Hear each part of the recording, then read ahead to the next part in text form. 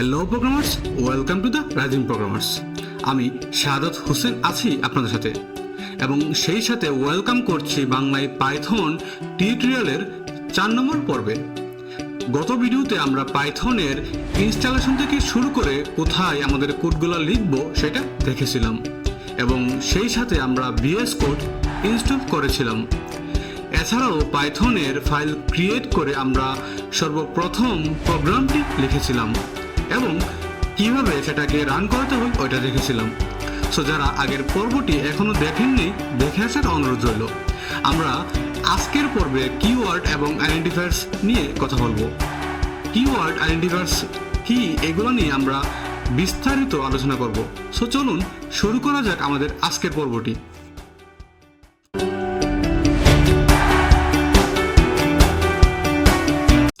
আমরা যখন ইংরেজি ভাষা শিখতে যাই তখন আমাদের ভোকাবুলারি শিখতে হয়। সেই সাথে আমাদের ইংরেজি ভাষার জন্য কিছু রুলস অ্যান্ড রেগুলেশন ফলো করতে হয়। আমাদের পার্ট অফ স্পিচ থেকে শুরু করে বিভিন্ন টপিকের সাথে পরিচিত হতে হয়। ঠিক একইভাবে পাইথন ল্যাঙ্গুয়েজের জন্য আমাদের কিছু রুলস অ্যান্ড রেগুলেশন ফলো করতে হবে। এই ক্ষেত্রে কিওয়ার্ডকে আমরা ভোকাবুলারি হিসেবে চিন্তা করতে পারি, আর আইডেন্টিফায়ার্সকে আমরা পার্ট অফ স্পিচের সাথে তুলনা করতে পারি। বিভিন্ন ভোকাবুলারি বা ওয়ার্ডস যেমন বিভিন্ন রুলস অ্যান্ড রেগুলেশনের সাথে একাকার হয়ে মিনিংফুল সেন্টেন্স তৈরি করে, ঠিক একইভাবে পাইথনের কিওয়ার্ড অ্যান্ড আইডেন্টিফায়ার্স একসাথে মিলিত হয়ে সেন্টেন্স বা স্টেটমেন্ট তৈরি করে। পাইথনের ক্ষেত্রে আমরা সেন্টেন্স না বলে স্টেটমেন্টই বলবো, কারণ পাইথনে আমরা যখন কোনো কিছু লিখে নির্দেশনা দিব বা এটি যদি মিনিংফুল হয় তাহলে সেটাকে স্টেটমেন্ট বলে। মোট কথা, স্টেটমেন্ট হলো কোনো কিছুর কার্যকর নির্দেশনা দেওয়া। যদি অন্যভাবে বলি, একটা মিনিংফুল বা কার্যকর সেন্টেন্স যেমন তুমি এই কাজটা করে দাও, এটাকে প্রোগ্রামিংয়ের ভাষায় স্টেটমেন্ট বলে।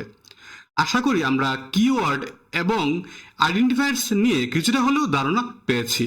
এখন আসুন আমরা এগুলোর সাথে আরেকটু ভালোভাবে পরিচিত হই। চলুন ফার্স্টে আমরা পাইথনের কিওয়ার্ডের ডেফিনেশনে যাই। Python keywords are some predefined and reserved words in Python that have special meanings. পাইথনের কিওয়ার্ড হলো আগে থেকে ঠিক করা এমন কিছু ওয়ার্ডস যারা বিশেষ কিছু অর্থ বহন করে, এবং এগুলো আমাদের নিয়ম মেনে ব্যবহার করতে হবে। নিয়মের বাইরে গিয়ে অন্য কোনো জায়গায় আমরা ব্যবহার করতে পারবো না।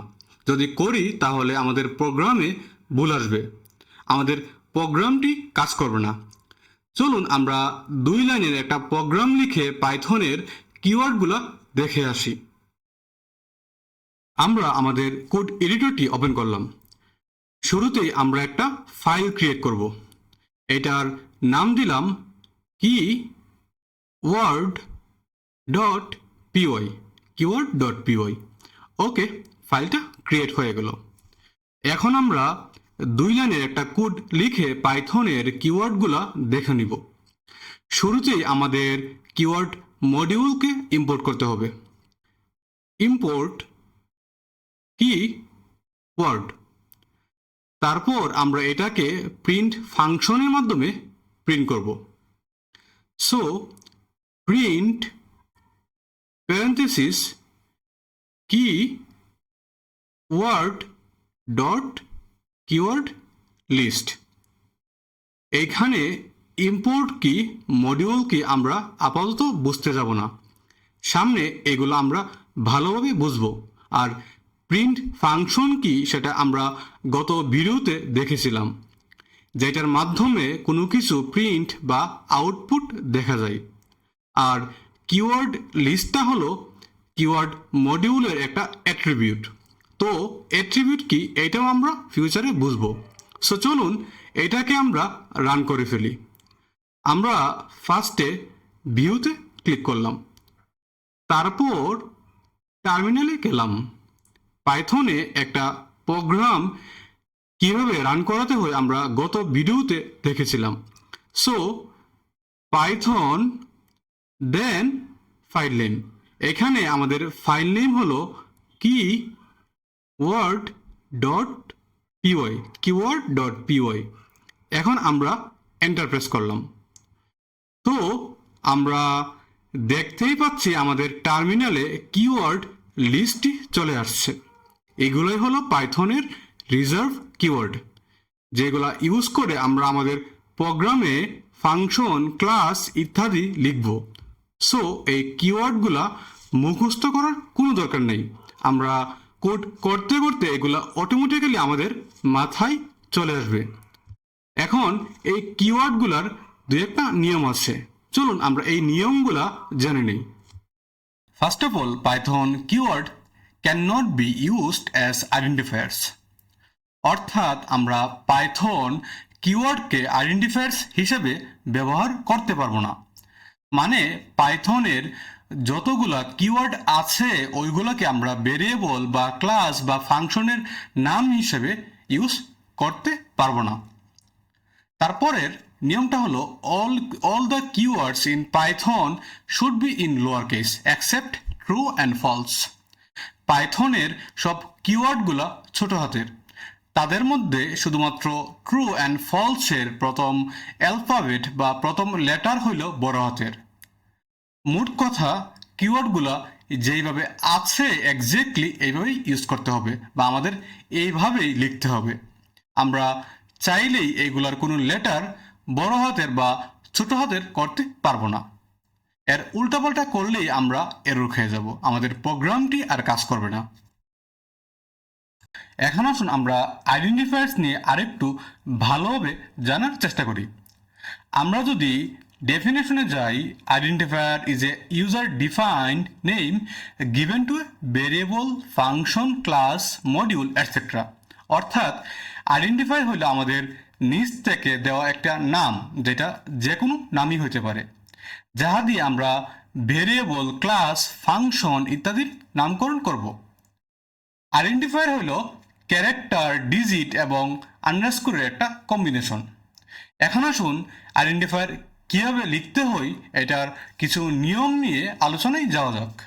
Number 1, it can not be a reserved python keyword. অর্থাৎ পাইথনের যে কিওয়ার্ডগুলো আছে এগুলো আমরা আইডেন্টিফায়ার হিসেবে ব্যবহার করতে পারবো না।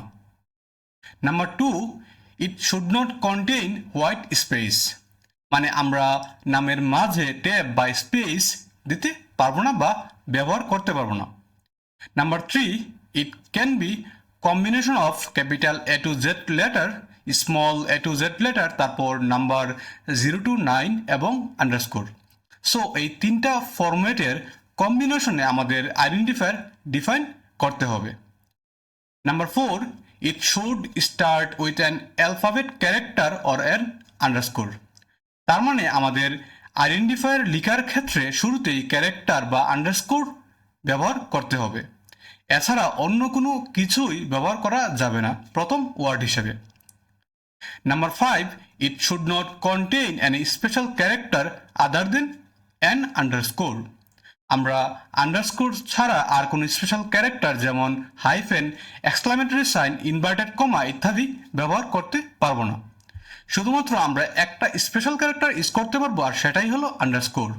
সো এই হলো আইডেন্টিফায়ার লেখার 5টা নিয়ম। আমরা এই নিয়মগুলো অবশ্যই মেনটেন করে আইডেন্টিফায়ার লিখতে হবে। এখন আসুন আমরা একটা ইনভ্যালিড এবং একটা ভ্যালিড আইডেন্টিফায়ার দেখে আসি। শুরুতে আপনারা যেটা দেখতে পাচ্ছেন এটা একটা ভ্যালিড আইডেন্টিফায়ার। এখানে hello 1 is a valid identifier, কারণ এটা অ্যালফাবেট দিয়ে শুরু এবং কোনো হোয়াইট স্পেস নাই, কোনো ইনভ্যালিড স্পেশাল ক্যারেক্টারও নাই, এছাড়াও প্রথমে কোনো ডিজিট নাই। আর ডিজিটকেও আইডেন্টিফায়ারের শুরুতেই ইউজ করা যাবে না।